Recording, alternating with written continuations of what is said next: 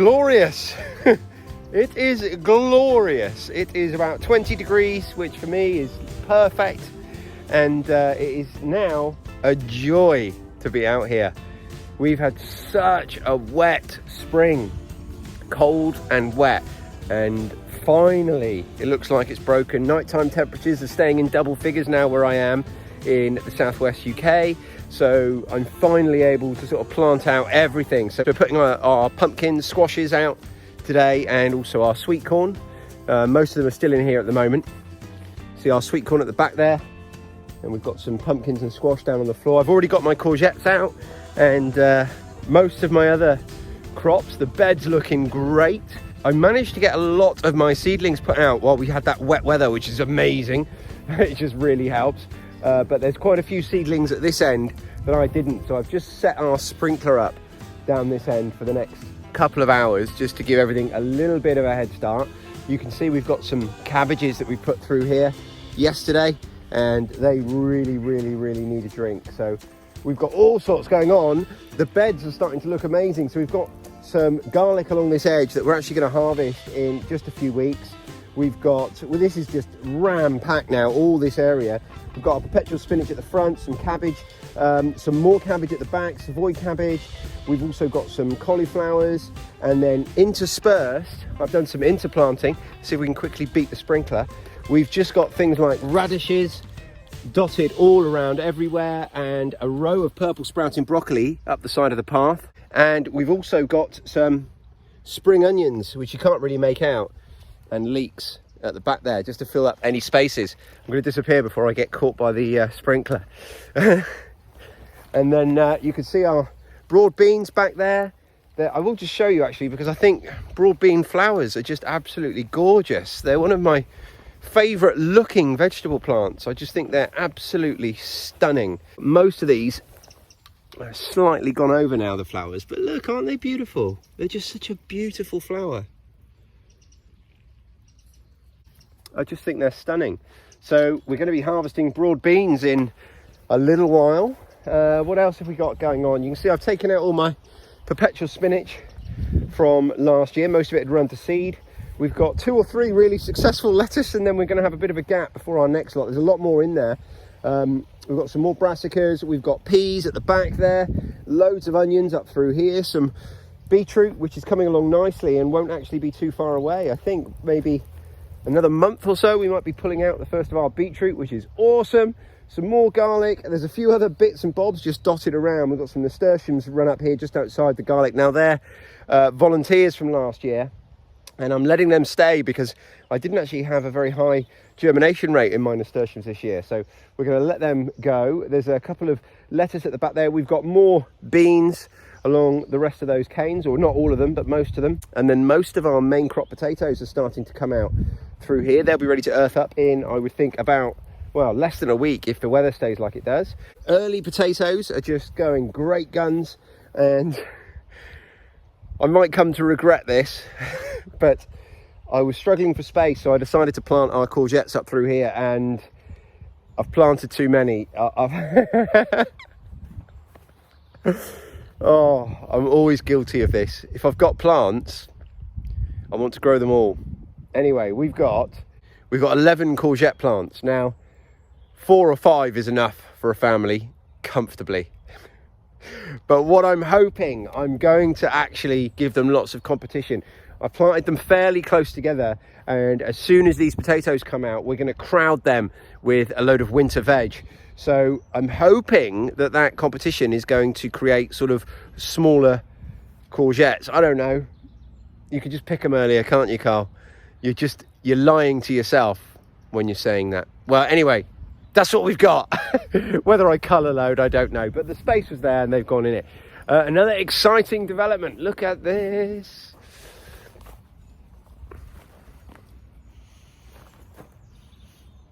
It's our first elderflowers are coming out, and I always talk about how important the elder is to the forager. Well, this is the first time we forage from it in the season, and it's for the elderflowers. So we'll be making elderflower cordial with that. And we've got more elder up through this little path here, but this is the first of our flowers. None of those are in flower yet, and you can see most of these flowers haven't come out either. So maybe next weekend might be about the right time to harvest some of those and make some elderflower cordial. So I'm quite excited to share that with you. The Egyptian walking onions are just doing their thing. Look, they're just an incredible plant. I can't say enough good things about them. And I think, you know, we've already harvested some of the green growth from these guys. This here, you can just use like spring onions.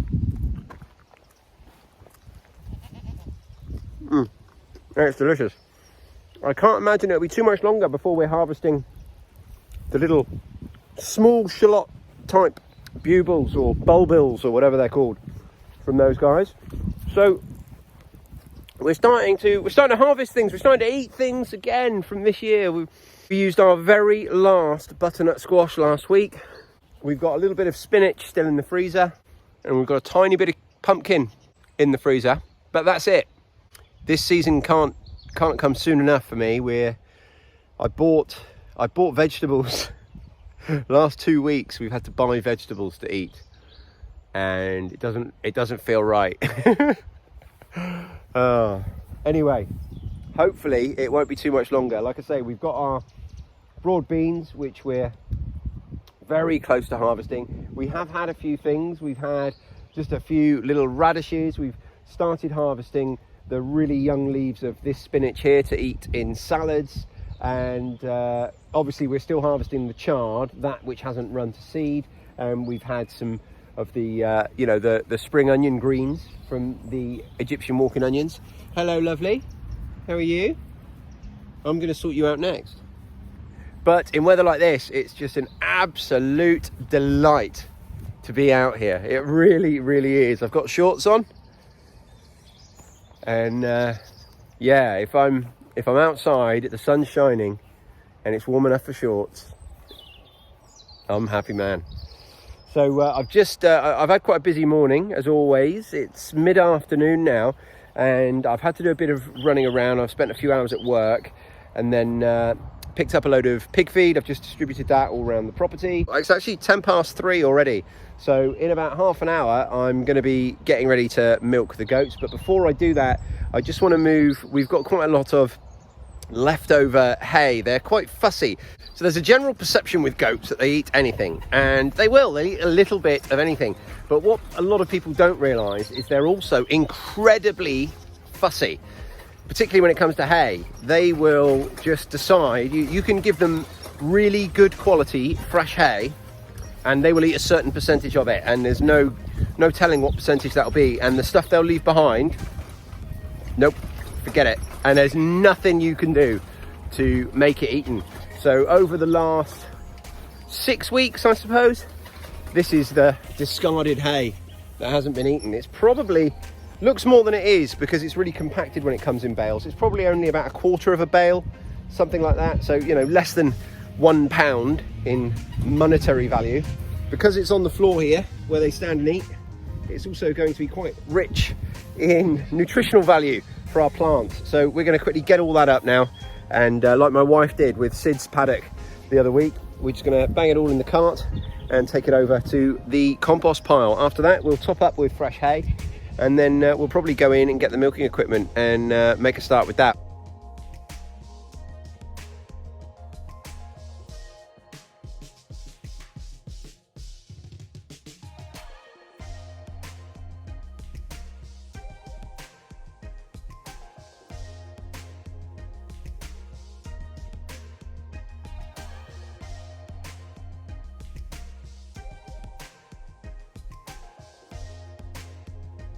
There's a lot more in there than I anticipated. There must have been quite a build-up from last time they were in the paddock, and foolishly I just assumed that I cleared it all up after they moved. Do you remember they went down in the bottom paddock, just down there, which is where they had their kids? And I foolishly assumed that in between I would have gone in there and cleared it up. I know I went in there and cleared up the bedding from their house, but obviously I neglected that little bit, and it's deceivingly deep. Is that better? Some fresh hay? Yeah, I'll just give you that little bit. You polish that up, I'll give you some more. So I've moved the hay rack to give that ground over there a chance to recover once we clear all that out. I mean, it's going to be really nutrient rich and dense with amazing, you know, it's super soil now under there. You can see it's probably half a foot deep, and the bottom stuff is almost fully composted. So we'll leave that now. We'll throw some grass seed on here, and you know, which gives it a little bit of a head start and a better chance. But as you can see, there's all sorts growing in the meadows. It's not just grass, and that's by design. We're quite happy with that. So whether or not I get it all moved today now, I'm not sure. It's all right, doesn't matter. I either do or I don't. So I'm gonna move this first lot. I'm gonna give Sid some hay. So I haven't forgotten you, buddy. So I'll move this first lot after that, and then come back and get at least one more. And then it'll be time to check my watch, maybe start milking.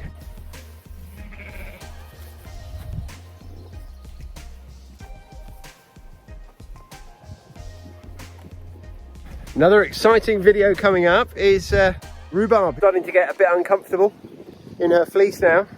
So we'll be shaving her, and hopefully that'll be tomorrow. But it'll certainly be soon, be this week.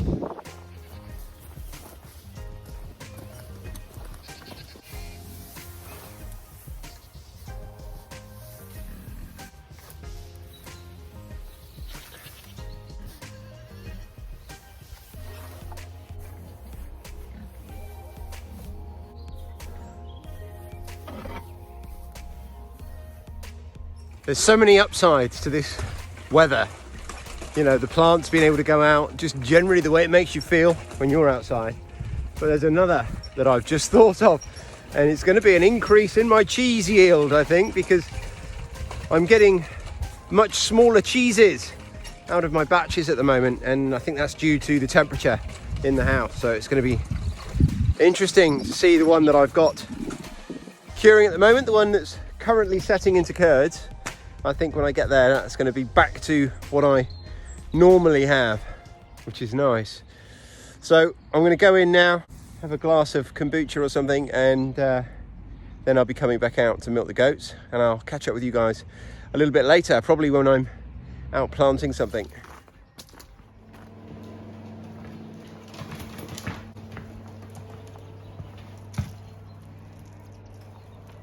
You two are mischief. So just stepped foot back outside, and it's 7:30 at night now. It took me ages to get everything I needed to get done, and then I remembered I had a podcast to record at 6:30, which I'd forgotten about. But, well, not forgotten about, it was in my diary, but my reminder popped up. Look at all these blueberries.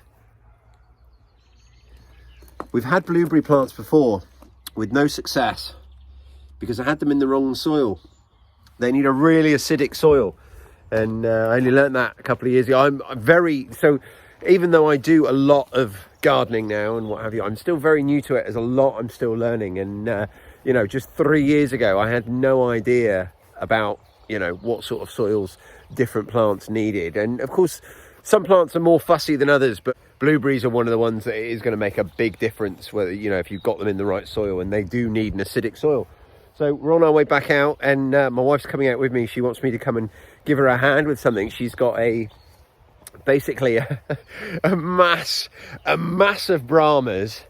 So the Brahmas are our big hens. They're the meat birds. They're utility birds, so they're for meat and eggs. And she's got a mass of Brahmas that are just sitting on a mass of eggs. And every so often my wife will come and rob them and put them in the incubator, or some of them. And so we've had, I don't know, how many have we had hatch in the last couple of weeks, love? 14 hatch in the house in the last couple of weeks. And we've had a few hatch out here, and we're just coming to sort out some housing to separate them, because the reason my wife was taking the eggs away was because they were bad mums, my wife said. But basically they were hatching chicks, and the chicks were dying within a day, just within their house. Whether they were being pecked and picked on by the other hens or whatever, we don't know. But either way, they weren't doing very well, so they've been going in the house. So what we've done is we've separated this girl out, who's had a chick hatch today, and she's got a couple of others that are under her that are probably going to hatch really soon, because they all live in this big shed over here. So this is the shed that they normally all live in. So they're all constantly going broody back here. My wife's taken all the eggs in today. Periodically, she'll allow them to just sit and see what happens. But we don't worry too much about it. We just let them get on with it. And whatever they hatch, because we've got plenty that we hatch ourselves in the house. But it just so happened that we, you know, over the last 3 or 4 days, we'd had 2 or 3 hatch out here. It's always easier if you can have them hatch with mum, because it means you don't have any of the aftercare, you know, with the chicks. It just so happens that, you know, it all got a bit messy because they couldn't keep track of whose was whose and whatever it was. Anyway, like I say, we weren't trying to micromanage them, but I don't know what I'm saying. What am I saying? I don't know. I don't know either. I don't know what I'm trying to say. I'm very tired. Let's move on. It was just a great big Brahma mess, and now we've dealt with it. We let them do their own thing and they didn't do it very well. It's my point. And now we've dealt with it. Now I'm going to talk to you about pumpkins. Pumpkins are simple. Because they don't move. No, they don't move. So we've got one hen as well. Just before I get to my pumpkins, got one hen that is just getting out every single day. I'm not sure she can get back in.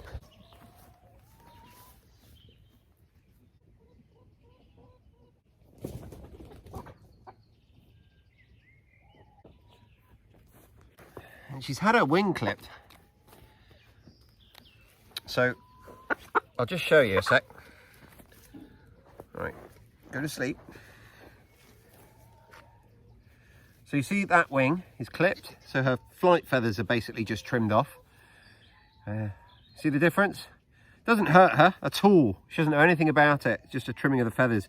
But I'm going to do these now just quickly because that should put a stop to it. And the easiest way of doing this is with a pair of scissors. You just cut through, it takes seconds. I don't have any scissors to hand, but I do, as always, have my trusty... Settle down. Right, go to sleep. But as always, I do have my multi-tool, so we can take care of them with this. Just going to take a little bit longer is all. I could have grabbed some secateurs, but I don't. By the time I walk down, now I've caught her, by the time I walk down to the polytunnel and back, I'll be done. And you can see I'm just cutting the feathers. So she won't even feel it. Settle down. And I'm not crushing her head or squeezing her head. I've just put it in the dark and keeps her nice and calm.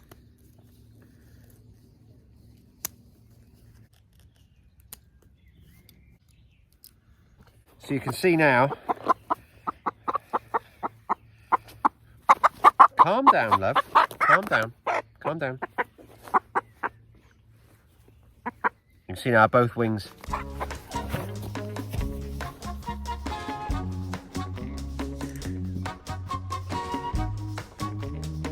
I was trying to show you. Oh, I was trying to show you how both wings were clipped and I lost my chicken. And she's squeaked down the gap between the goat fence and the electric fence. And I'm not sure how easy this is going to be now to grab her back.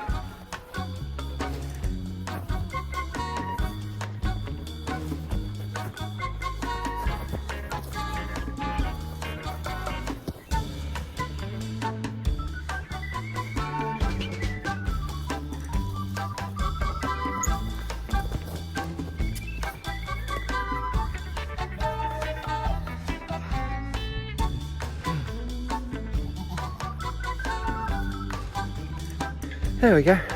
Okay. Hadn't planned on doing that. So yeah, tomorrow, hopefully that jumper's coming off. But right now, I'm going to plant my pumpkins and my squash, which I'm going to put along the back here. We're going to trail them up that fence, up that, that fence at the back, hopefully. I'm also looking for a location to grow my sweet corn. I'm going to actually grow it in the grass. Sweet corn is a grass. I'm looking for a patch that I can basically commandeer and use for sweet corn growing for the rest of the year. And might be just here next to the chickens. I'll have to bring the mower up and cut that. Yeah, that might work. Oh, quite out of breath now after that chicken chase. Okay, so I've got all of my pumpkins and my squashes planted out now. They're all along the back there where they're going to climb up that fence and the Great Wall of Beena. Now I know that the Great Wall of Beena is not strong enough to hold squash or a pumpkin, and I knew that all along, and my plan is to reinforce it, which is what I did not last year but the year before when I grew pumpkins climbing, and that worked really well. So I'll reinforce that just with some bigger timbers, some battens or something. We'll put basically like a one long piece along the top through a little section just to take all of those plants with 2 timbers either end to hold it in place, and that'll do the job. So yeah, and you know, I'm going to bed and I feel like I don't have a long list of stuff that I really want to get in the ground. I'm there. I'm absolutely there. The only thing to get out, you know, that I'd like to get out soon is the sweet corn, but there's no rush on that. So, you know, that only germinated a week ago. So yeah, no, I just feel like we're getting there. It doesn't look as tidy in the picture as it does in my head, because in my head I can discount all of the bits of straw and hay that we used as frost protection earlier in the winter, and I can just see what everything is and where everything is, and it looks like it's coming along, and we're going to be harvesting soon. You know, within the next month we're going to start talking a little bit less about sowing and planting, and we're going to start talking a little bit more about harvesting. I love it. I just love the change. I love the way things just work through with those natural cycles. And we're still going to be talking about planting and sowing. We'll be talking about planting and sowing all year, because one thing I really want to nail next year, this is the first year we had some overwintering crops, and we got that quite right. You know, we did really well. I'm really pleased with what we did, but we can do a hell of a lot better. And that's what I'm going to be working on this year. Towards the end of this year, we want, you know, so right now I want to be in a position where we're still harvesting a little bit more than we are, or maybe not so much right now, because this is, you know, the hunger gap. This is when it's most difficult to get things to harvest. But, you know, a month ago, I'd like to have been harvesting a little bit more. And we've had a really weird season. We're about a month behind the way we were last year. So last year we were definitely harvesting stuff by now. We were harvesting salads and things like that, and we're almost there, but not quite. I want to make sure that if we have a similar May next year, that we've got more stuff as well preserved, because as I said earlier, you know, we've run out of vegetables. It's weird buying vegetables, and I don't want to do it. I definitely don't want to do it. You know, of all the things that we're trying to be self-sufficient in, or work towards self-sufficiency, vegetables is one that I should have nailed. So I'm a little bit disappointed in myself, but it's all a journey. And the beauty of this that we're doing here is that it's the journey that we can enjoy. You know, we don't have to worry about the destination. You know, it's all about the journey. The journey is fantastic. It's exciting, and it's, you know, I'm learning new things every week. I'm learning something new. It's just ridiculous. And you know, you guys have been a big part of that.